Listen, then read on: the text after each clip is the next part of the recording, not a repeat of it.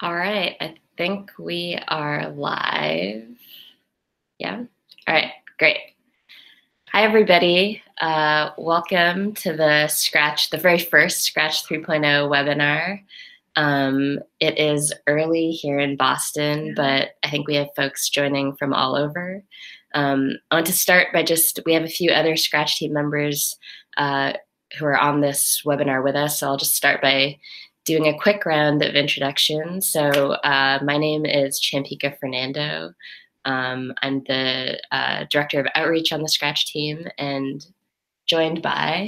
Hi, my name is Mi. I help out with communications for the Scratch team. So if you follow us on Twitter or Facebook or Instagram, chances are we've interacted before. And we'll pass it over to Ray and Tracy now to introduce themselves.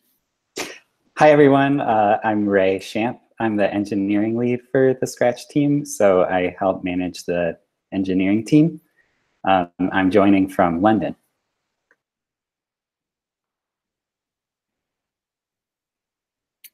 And Tracy? Oh, she might be... For me because I might have connectivity issue. My name is Tracy Tang. I'm actually based in Hong Kong, so good evening to anyone. And I work collaboration and I basically promote Scratch, not only in the United States or English-speaking, so China and All right, great. So I think what we wanted to do with these webinars was many of you may know that we've been working on Scratch 3.0 for the last few years. We launched the beta on August 1st, I think. So it's been out for a while. Hopefully folks have had a chance to try it at beta.scratch.mit.edu. But we wanted to use these webinars as a chance to just to do sort of a walkthrough of the editor, but then also use a lot of the time to open it up for questions from folks about the launch, about what's changing, what's new. So I'll do a quick overview of how we want to spend the time, and then we'll jump right into it. So I think I'll start by giving an overview of what is Scratch 3.0, and then I'll do a quick demo. I'll try and keep it very short because hopefully most people have tried out a previous version of Scratch or even the beta. So I'll do a quick demo just showcasing some of the things that are new in the 3.0 version of the editor. And then we'll talk about some of the bigger new features in Scratch 3.0, like the extensions library, our resources library.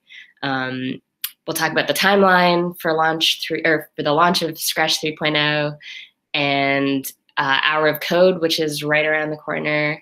And then we'll try and save the majority of the time to open it up for all of you folks to ask questions. And then we have a good range of folks here to answer things that come up. So let me start by just sharing some links. And bear with us. This is the first time we're using the YouTube Live platform for this kind of thing, so there may be some technical hiccups. All right, I'm gonna switch to present my screen. Oh.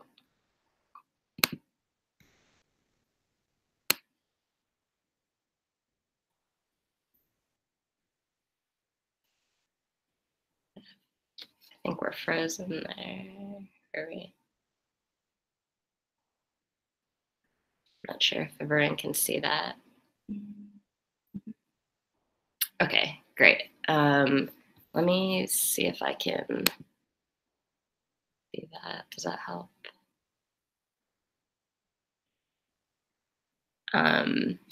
Okay, so actually I'll start. The first link that you should know about is where you can try the beta editor. So beta.scratch.mit.edu is a link to the Scratch 3.0 editor. You should be able to access it, try it out. And then the other link that is important before we start is this hashtag for Twitter is where we're going to start collecting questions as the webinar goes on. And Mi is going to help by sort of aggregating those and then moderating the Q&A at the end. So as questions come up, feel free to post them on Twitter with that hashtag. And we will try and get to all of them. And if there are ones that we don't get to, we'll try and respond later on Twitter and also update our FAQ and share links to all of those things as well. Okay, so let's jump into the Scratch 3.0 editor. So this is the new beta editor. I'm trying to watch along to see if I think there's a slight delay. Okay, great. So this is the new beta editor. Some of you may have seen it already. And actually, so I'll give a quick overview of the design of Scratch 3.0. We started working on it a few years ago, and it's been about a little over 5 years since we released Scratch 2.0. And so one of the things that we have focused on is, Scratch 3.0 is a complete rewrite of the code base to move us off of Flash and try and support a broader range of modern devices. So Scratch 3.0 will work on touch devices and in any modern browser. And beyond that, as we were thinking about this new version of Scratch, we really focused on two particular areas, and we wanted to expand the types of things you can create with Scratch. And we wanted to expand and have more opportunities and more support for getting started with Scratch. And so I'll highlight some of the things we've done in both of those areas when we walk through the editor. All right, so I'll make like a quick project in here. So I'm gonna start by replacing the cat with a different character. So to add a sprite, I will go down to the bottom right corner here, and I have this little tooltip that lets me create a new sprite by either choosing from the library, painting a new sprite, I can get a surprise sprite, or I can upload one, all sort of similar to Scratch 2.0. I'm going to go ahead and choose a sprite from our library. And one thing you'll notice in the library is that we spent a lot of time working with some artists to create a whole new set of beautiful new characters. And we also kept a lot of our old characters in here as well. So you'll see mostly just updated some new characters in there. And one thing that's really cool about the 3.0 sprite library is you can mouse over the sprites and see all the costumes associated with them. So I am going to go ahead and add, I think, let me see, a pufferfish. And I'll delete the cat. So I just click this X here. And I think I want the pufferfish to just switch through costumes. So the block palette here is on the left, and you'll notice we have a new sort of design for scrolling through the blocks and picking the categories. So you can quickly jump to the different categories here, but you can also scroll through the entire block palette really easily.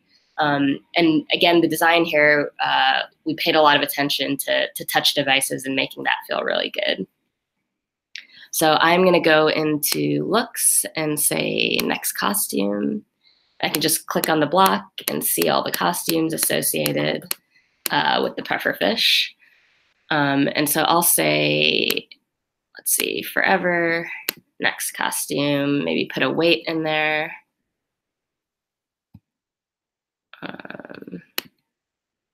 Just wait 0.2 seconds. There we go. And so I'll also add a backdrop. And so again, the backdrop icon, for the tool for adding a backdrop is just in the bottom right here, similar to adding a sprite. You can choose from the library, you can paint a new backdrop, you can get a surprise one, or upload a backdrop. I'm going to pick one from the library. And again, this is another spot where we've worked with artists to create a whole new set of really beautiful backdrops. And so for the pufferfish, I could put it underwater, but I think I'm going to make it nice and weird and put the pufferfish in space. And then I think I want to have the pufferfish say hello. So I'll add a sound, or I think I'll record a sound. And so the sound editor is actually another area where we spent some time making a lot of improvements just to make the experience of recording and editing sound better. But we've also added some new filters and things that just make it a little bit more fun to play with sound. So I will scroll down here, and again, to create a sound, I can choose from the library. I can record a sound, get a surprise sound, or upload one. I'm going to record a sound. Oh, hi. All right, so I can easily just edit out the parts of the sound I don't want. Oh, hi. Save that. And then I think, oh, hi. That sounds good, but I might want to put an echo on it since it's a pufferfish in space. Oh, hi. Maybe a little bit more. Oh, hi. Okay, I think that sounds good. So I'll just change that sound title to hello. And then we'll say when the sprite is clicked, play sound hello.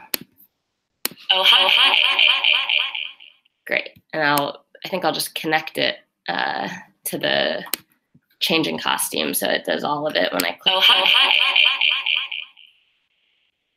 Great. Okay.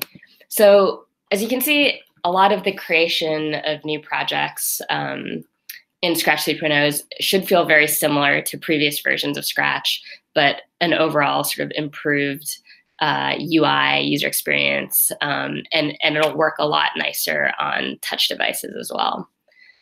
One of the areas that's new where we've thought a lot about expanding the ways you can create with Scratch is the extensions library.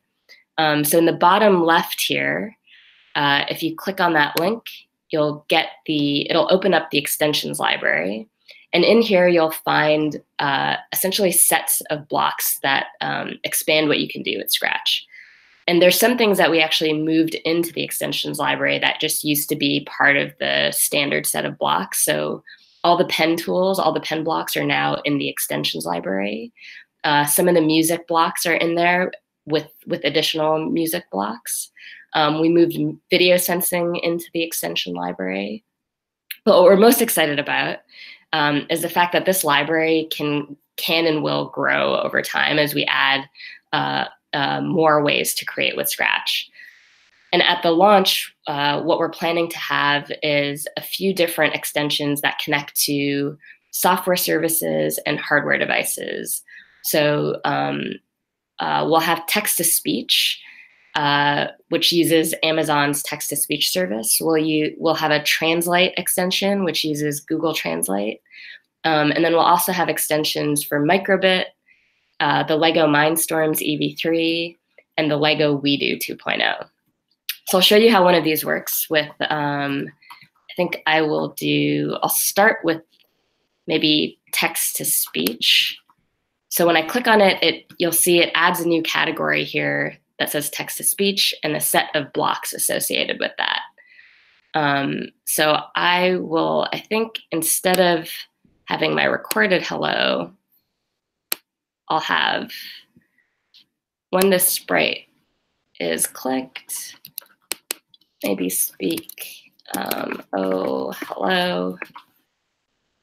Oh, hello. I can have it say anything I want. Maybe Ray. We'll say hi to Ray. Oh, hello, Ray. And then if I added on top of that the Translate extension, let's see if this works. So this is tapping into the Google Translate service.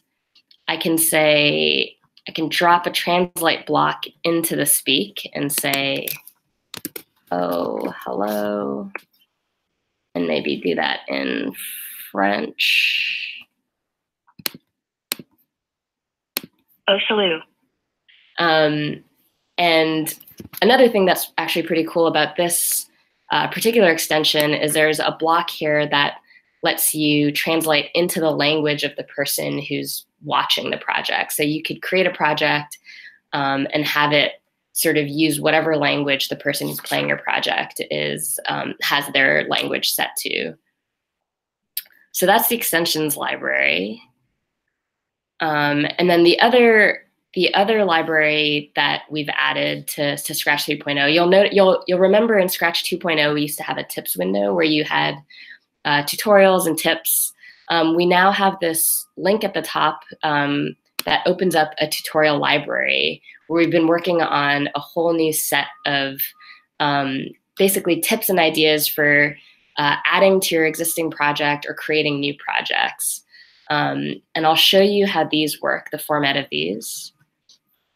So if I click on Make a Clicker Game, I get this little set of cards that usually starts with a little video and then has like a step-by-step tutorial for how to do that particular thing. So I'll play this.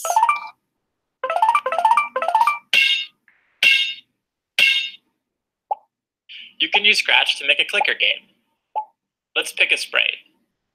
I'll choose the balloon. Let's make it play a sound when I click it.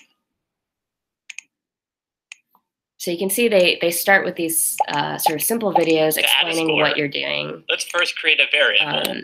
And then it'll give you a sort of step-by-step of how to actually do that yourself.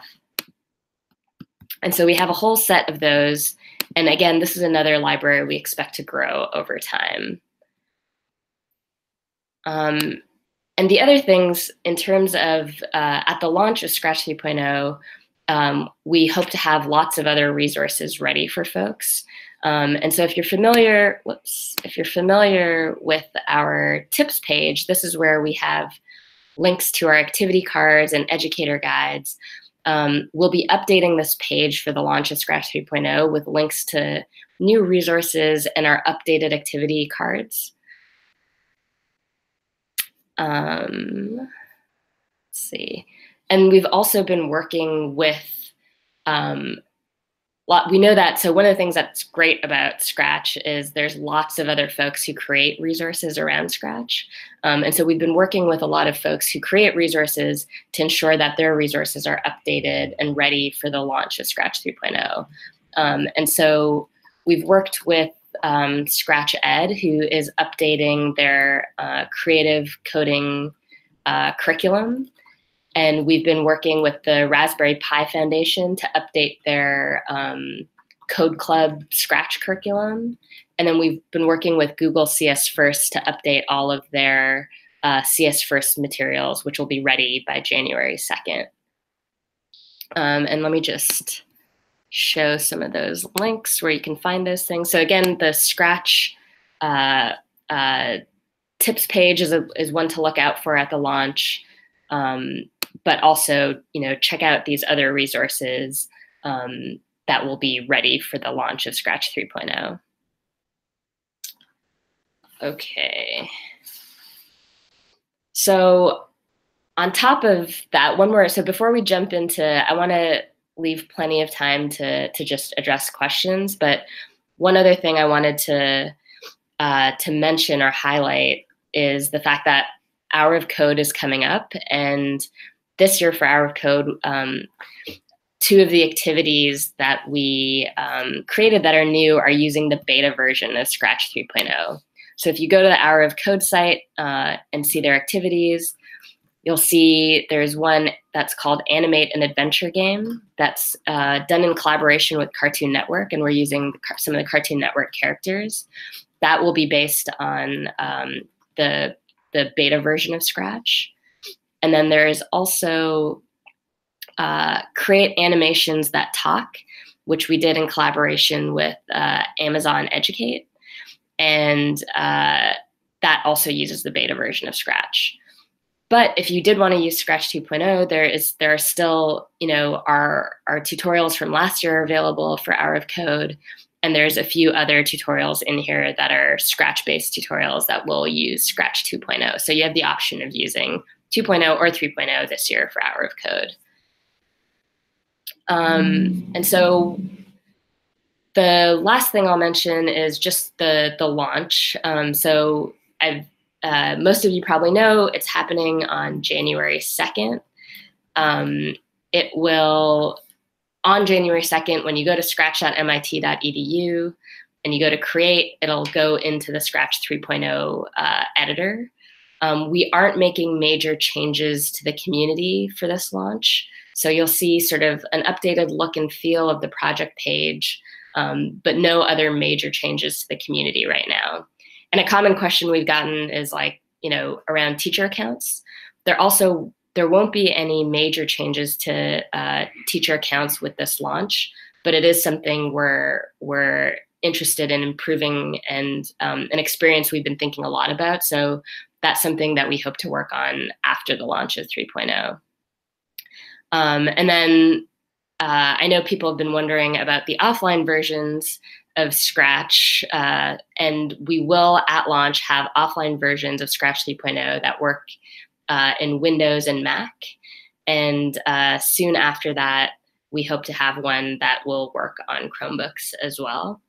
And in terms of tablet devices, you should, basically the new version of Scratch will work in any modern browser. So it'll work on a tablet with a modern tablet with a modern browser.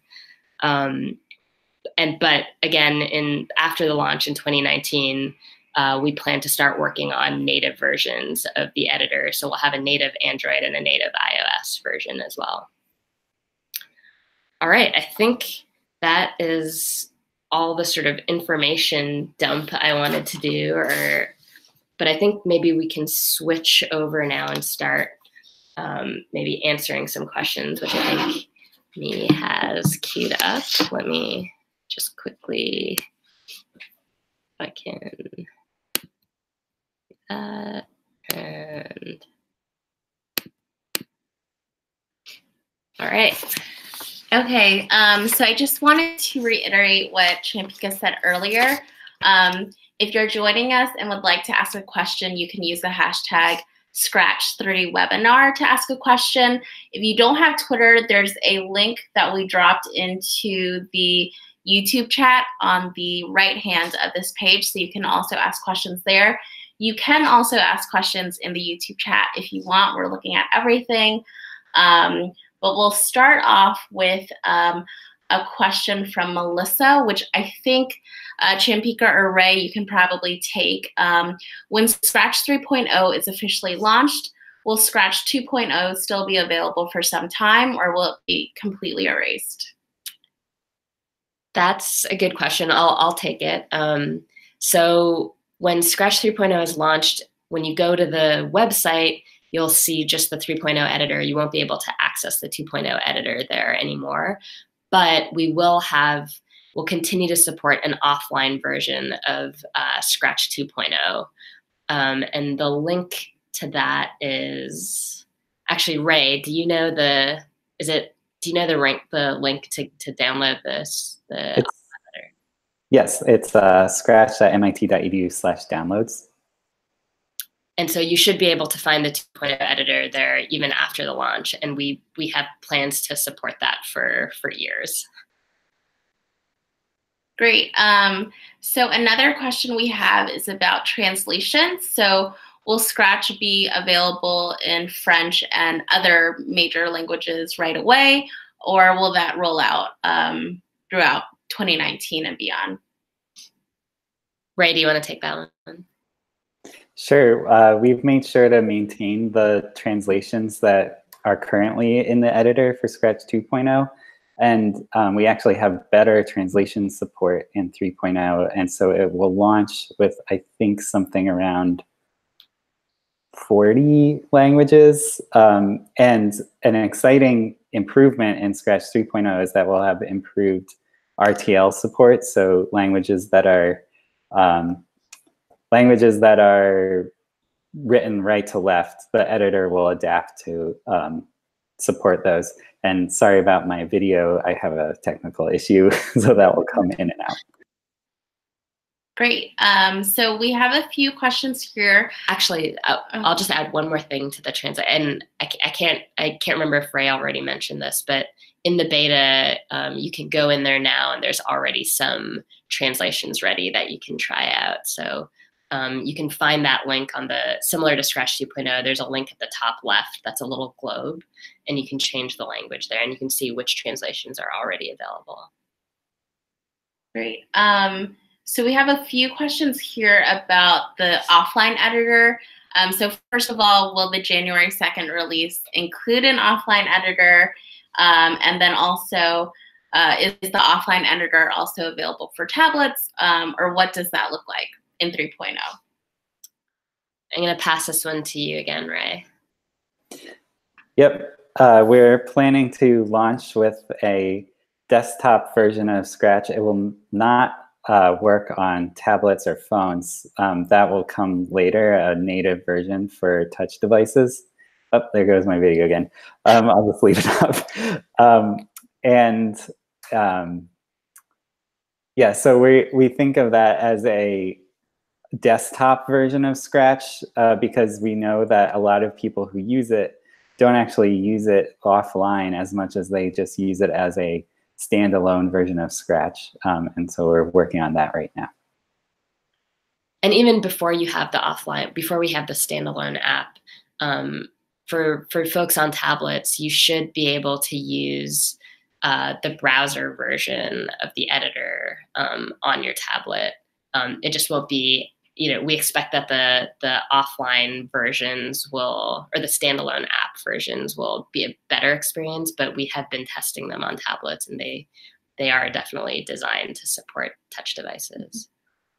So just a follow-up question on offline from Andrew. Will an offline version be available for Chromebooks? Yes, so the plan, that won't be available on that January 2nd launch, but that's one of the things we plan to work on next year.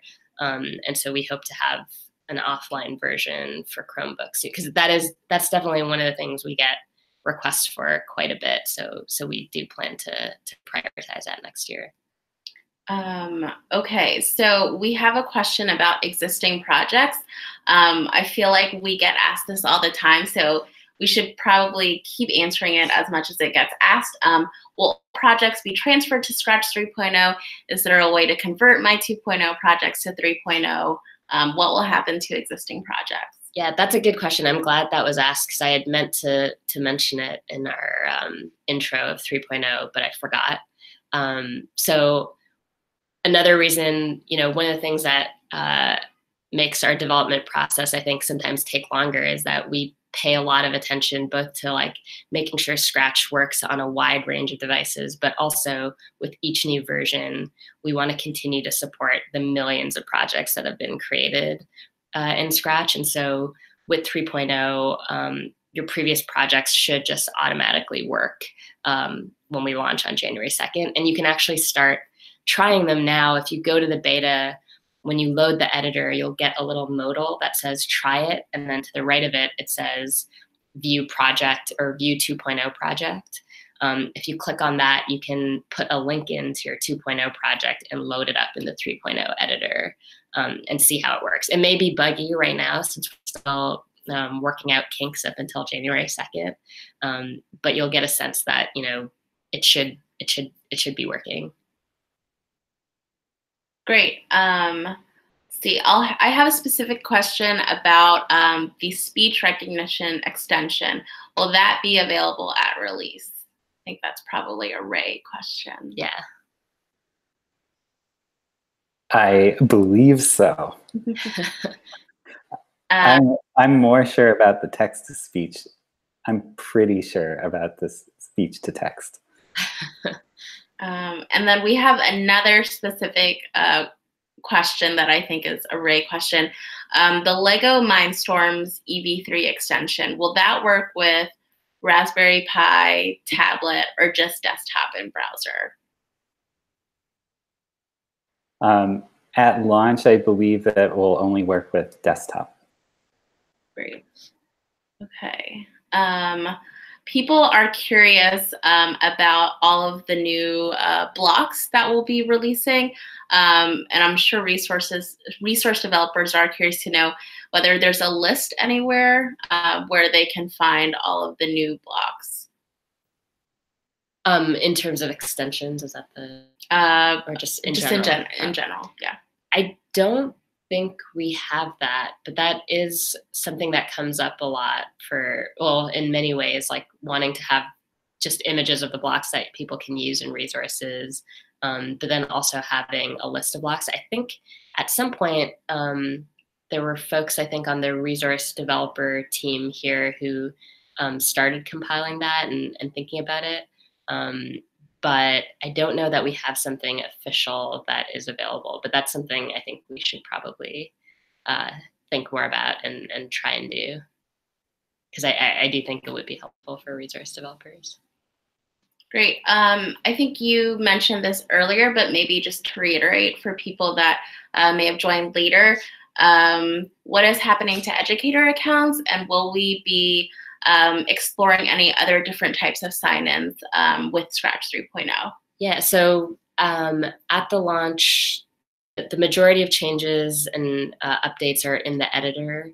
We haven't made any big changes to the community or any other aspects of Scratch. So the teacher accounts, you won't see any changes to teacher accounts at the launch.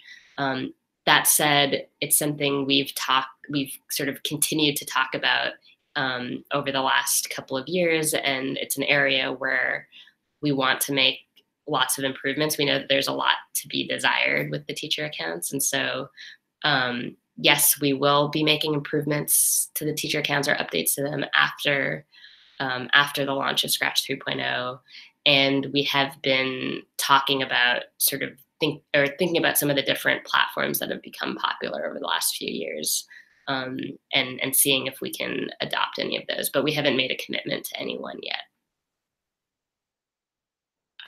Okay, so next question. I know a feature people really loved when we rolled it out was the ability to record projects. So people are curious to know what will be possible in terms of sharing with Scratch 3.0. Ray, do you want to, or do you know the answer to that one? So we will be launching with a compatible embed view. So you'll be able to share in the similar way that you're currently able to share. And since it's using Scratch 3.0, people who, when you display that embedded project somewhere else on the web, you should be able to view that on mobile devices now, which currently doesn't work with 2.0 because of Flash. Does that? Cool. Let's see here. People are curious about the new Scratch editor. So they're curious about the decision to make, to kind of switch the stage from what we're used to, and also curious to know if Scratch 3.0 will have a dark mode. I can say something about the stage. So actually we've changed the stage with previous versions of Scratch as well. So I believe in Scratch 1.4, the stage was on the right side, and then in Scratch 2.0, we switched it to the left side. And so the decision to switch it to the left side was actually partly because we were moving Scratch into the browser, and we wanted to have some sort of continuity between the project page and the editor when you clicked see inside, so that it wasn't just like flipping to the other side. But I think with Scratch 3.0, and maybe Ray might be able to elaborate on this, but I think with 3.0, what we realized is actually the creation flow and the user experience is much nicer with having the stage on the right side. And so we decided to move back to that model. But Ray do you have any other sort of insight on that? As far as I know, we just thought that yes, basically it's what you said, and but it wasn't just arbitrary. Like we've been doing user testing and play testing with Scratch 3.0 like throughout the development process. So it is based on what we see with how kids use Scratch that it makes more sense this way. So it's not just our opinion. And then dark mode, I actually don't know the answer to that one. Do you have any? We're not going to launch with dark mode, but we are planning to release dark mode as like a different visual style later on, as well as other visual modes to address different visual sensitivities that people have, whether they be color blindness or so a high contrast mode is also planned, or there are other accessibility issues with visual perception that we hope to address after launch. Great. This actually might be a good follow-up to that. People have questions about accessibility in Scratch 3.0. So I know that we're working on a lot of those things. Maybe we can talk about what the team has been working on for Scratch 3. I'm gonna let Ray take that one because I think maybe you have some more insight. Yeah, we've been really busy. Are you asking me personally or the team in general? Well, I think we have folks on the team like Tina who have been doing some work around accessibility, right? Like, do you know any details around what we're working on or? So yeah, because we're moving off of Flash, there's a lot of accessibility support with HTML5 and like web standards that we are implementing in Scratch. So browsers that have accessibility support, Scratch should be more usable with using those browsers. So like text-to-speech, like on Hover, should work a lot better or work at all in Scratch 3, whereas in Flash, the browser just can't even tell like what a block is or the difference between a block and anything else in the editor. And so yes, Tina has been looking at Scratch blocks and seeing other ways to improve that, as well as like more far out research, which I think is probably coming in a couple of years at the soonest. Great. So Ray, I think we have another question for you. A question about the center point tool for sprites. Is that available in 3.0? If not, what kind of editing capabilities do we have in Scratch 3.0? So that tool doesn't look, or you have the ability to change the rotation center by moving objects on the stage, but we don't have like a specific tool to set that point. We have noticed that people don't really use it, or it is confusing. And so at release, you have the ability to like move things relative to the center of the paint area, but not set like a particular point as the center. Great. This question I think is possibly from a Scratcher joining us. Will Scratch 3.0 work exactly the same on tablets as it does on desktop, or will there be any slight differences? I assume I will take this one too. It's for all of the things that are the same about desktops and tablet or touch devices, it should work the same. There are just inherent differences though between tablets and desktops. So one of them being you don't have a mouse, so you don't have a cursor. and you don't have a external keyboard, you have on-screen keyboards. So those things will work differently because they just don't exist. And so, so like mouse position will work differently because it will only react like when you actually make a touch input to the touch device.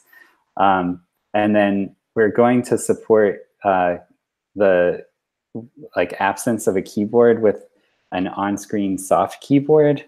And I'm not actually sure if that is going to be available like at launch, but that's how we're going to address that if not at launch later on. Great, thanks, Ray. Again, a question just about what resources will be ready for educators come January 2nd. And maybe we could talk a little bit about tutorials and how that's new in Scratch 3.0 also. Yeah, so in the new editor, we have a tutorials library that you can get to by clicking on the link that says tutorial at the top of the editor. And in there, you'll see sort of at launch, we'll have a good set of tutorials that include things that are just sort of, you know, bite-sized tips and tricks and things for adding to your existing project, but also tutorials that sort of spark an idea for creating a new project. And in there, we also have a getting started tutorial, which we in the past didn't really have right inside the editor. And that's sort of an introductory tutorial that people coming to the editor for the very first time will see, that sort of situates you within the editor and helps you sort of think about getting started creating in Scratch. And I think we're really excited about this new format of tutorials because, again, they're sort of video based, and then and sort of they start with a video and then have like step-by-step set of cards that are very visual. And so we think it's a really nice format, and you'll also be able to find all those videos on our YouTube channel. In addition to that, as I mentioned, we're thinking about, oh, and actually one other thing coming from us, if you're familiar with the Scratch activity cards, we are working on updating all of those and having them ready for the launch as well. And those are both, you know, the sets that are printed that you can buy, but also the PDF versions that you can get online for free. We hope to have all of those ready for the launch. And then in addition, we have been working with a few sort of third-party resource developers who create resources around Scratch. So the Scratch Ed team over at Harvard is working on updating their creative computing guide. CS First is updating all of their curriculum to match Scratch 3.0, and they're pretty committed to launching all of that on January 2nd. And then the Raspberry Pi Foundation is working on updating their curriculum or their activities in the Scratch module of Code Club. And so all of those should be ready, you know, at launch or soon after launch. And then we're hoping, we know that there's lots and lots of other folks who develop resources around Scratch. And so we're hoping that, you know, resource developers will start, you know, once we launch, start updating their resources and having new versions ready for early next year. Great. This is related to certification, maybe not necessarily related to 3.0. Any thoughts on Scratch certification for educators? Yeah, so that is actually something we have been thinking about here. It's difficult because we don't, you know, there's a question of like what it would mean to be certified, what it would require to support a program like that. You know, we're a very small team. And so we would want, if there was some sort of Scratch certification, we would want to make sure that we felt good about what it meant and how we were sort of supporting the process of it.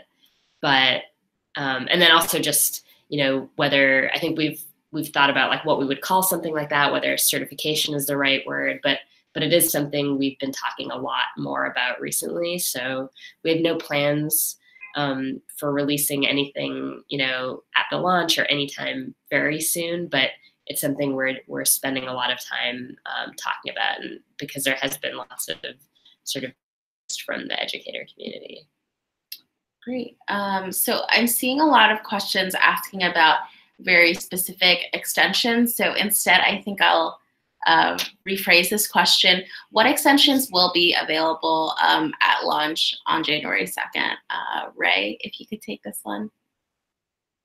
All of the extensions that you currently see on beta should be.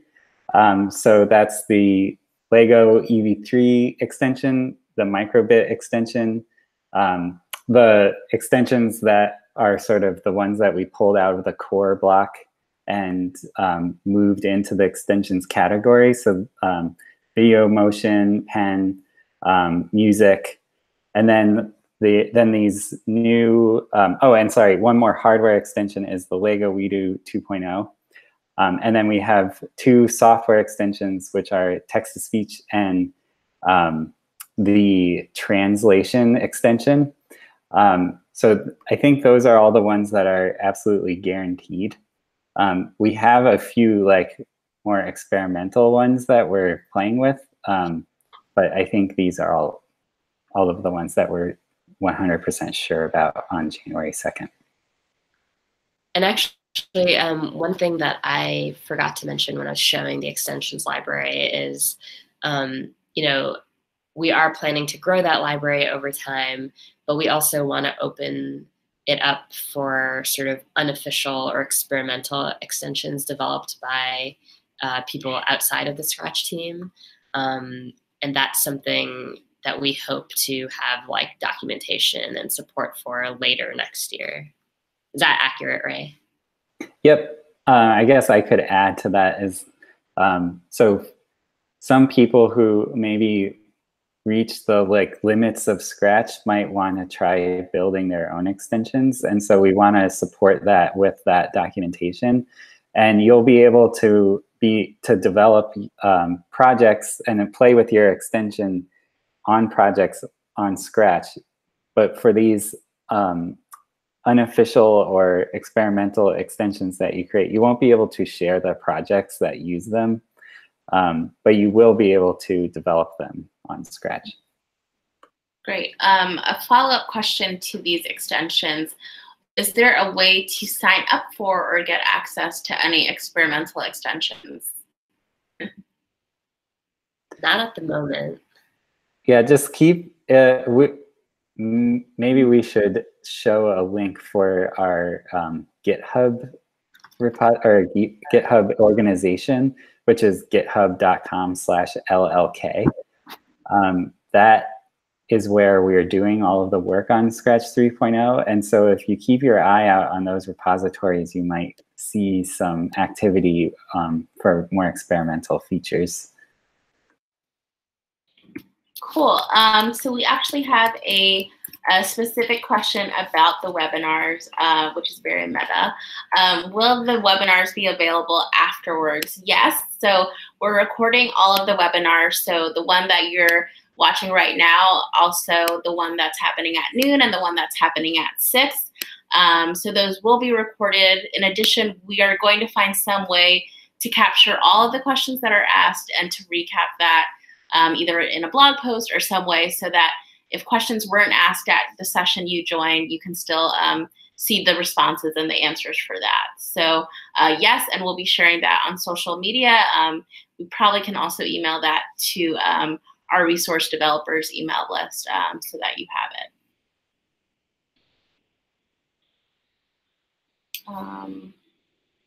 Let's see. Another specific Scratch question about Androids. Will Scratch 3.0 work on Androids as well as iPads? Yep, the web version of Scratch 3.0 will work on any modern browser, no matter what device you're using it on. And then we plan to release native versions for tablets and phones sometime next year or the year after, and that will be on both iOS and Android. Great. And actually, since Ray mentioned phones, I don't think I was very clear earlier, but so you can create on your desktop or laptop or tablet device, and then phones. You should be able to play your projects on phones, and at launch, it won't be. I think we'll continue to improve that experience, but it won't be perfect at launch, but you should be able to preview and play your projects on a phone. And I think some of the work that's being done on the project page is to just improve the experience of browsing projects and viewing the project page on phones. Great. So we actually have a question about the Scratch logo. Has the Scratch logo changed? The cat icon on the browser tab for the 3.0 beta looks different. So I think what they're referring to is our three-eyed Scratch cat.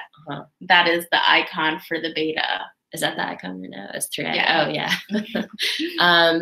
We're definitely not changing the cat to have three eyes. That was sort of a joke that started here, and I think kind of caught on because it's a very weird looking cat. It's eye-catching. But on the topic of the cat, it's definitely, there's a lot of love for the cat. And so it's always like hard to make changes to the cat because it's such a beloved character. But I know there's been, lots of sort of ideas and conversations here around sort of making sort of slight updates or improvements. So you might see some slight changes to the cat at launch, but, we don't expect to do any sort of drastic makeover of Scratch Cat. And maybe a final question here. So people are asking if there are examples of projects created with 3.0 for people to see.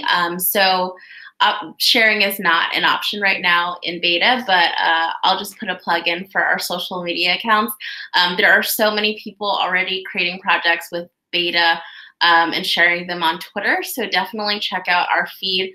We're retweeting and reposting all the projects that we've seen. And people are creating really amazing things, especially with the extensions, which we're super excited about. And I think actually that brings up another sort of important point about the beta. We do hope that you'll go and try it out. But right now, it's not connected to your account, and it won't be auto-saving projects. So if you are creating in there, just make sure to be saving locally, and you can do that in the top left corner. There's a link under File, I think, that lets you download it to your computer, and then if you want to continue working on it later, you could upload it back into the beta. And then also when we launch, you'll be able to upload it and save it to your account. And I think to the question about examples, we do hope we've started thinking about just at the launch, sort of what types of projects and examples we'll have ready. And so we do hope to have like a Scratch design studio or some other sort of sample projects and ideas to encourage people to start creating and sharing with Scratch 3.0.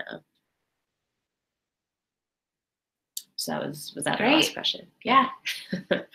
All right, cool. So thank you everybody for joining us. If you were in Boston, for joining or on the East Coast in the US, it's very early. Thanks for joining, or really late in other places.